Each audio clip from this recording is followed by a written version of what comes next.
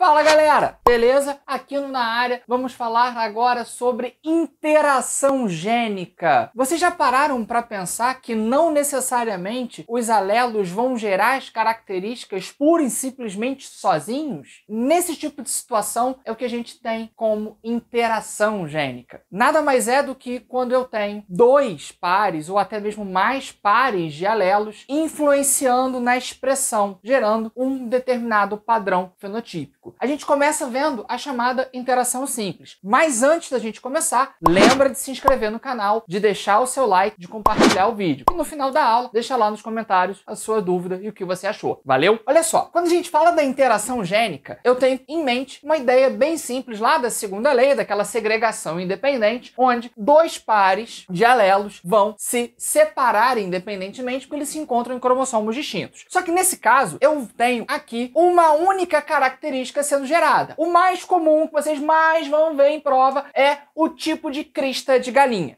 Rzão, Ezão, os dois alelos dominantes. Se tem os dois alelos dominantes, o padrão de crista que a gente vai encontrar é o da crista nós. Rzinho, Ezão. Rzinho recessivo, Ezão dominante, padrão de crista ervilha. Perceberam que quando o Rzão deixou de estar presente, passei a ter apenas o recessivo, o meu fenótipo mudou? Rzão, Ezinho, inverti. Agora eu tenho o primeiro dominante e o segundo recessivo. E também mudou o meu padrão. Eu tenho uma crista rosa. E se eu tiver o duplo homozigoto recessivo, cristas simples. Então, antes a gente tinha combinações de fenótipos. Por exemplo, pensando lá na segunda lei de Mendel, você deve se lembrar, qualquer coisa vê aqui no canal, que a gente tinha amarelo, verde, liso e rugoso. Então ela podia ser amarela e rugosa, amarela e lisa, verde e rugosa, verde e lisa. A gente tinha essas combinações. Agora eu tenho as combinações de genótipo gerando um único fenótipo. Eu não gero combinações de fenótipos. Só que eu tenho 4 fenótipos diferentes, tá bom? Olha só, normalmente aqueles padrões mendelianos ocorrem por conta de cruzamentos do heterozigoto. Vocês devem lembrar, 1:3:1 de primeira lei de Mendel, quando a gente fala de genótipo, 9:3:3:1 quando a gente fala de fenótipo na segunda lei de Mendel. Então, normalmente isso é cruzamento entre heterozigotos. Aqui vai ser a mesma coisa. Eu vou cruzar duas galinhas de crista nós, sendo que elas são duplo heterozigoto. Ah, se eu quiser montar um probleminha com isso, é como se eu tivesse pego uma linhagem pura de crista nós e cruzei com uma crista simples. Só vai sair indivíduos dessa forma e a gente vai lá pro diagrama de Punnett. Aquino, mas você falou para mim que quando eu tenho esse diagrama grandão, é melhor aplicar a regra do E. Faço o cruzamento independente e aplico a regra do E. Você pode fazer isso, é mais rápido, é mais prático. Só que nesse caso, como eu tenho uma interação, isso dá um pouquinho mais de trabalho pra gente, tá bom? Mas primeiro, vamos fazer esse cruzamento aqui e aí depois a gente vê aplicando a regra do E. Se liga no seguinte,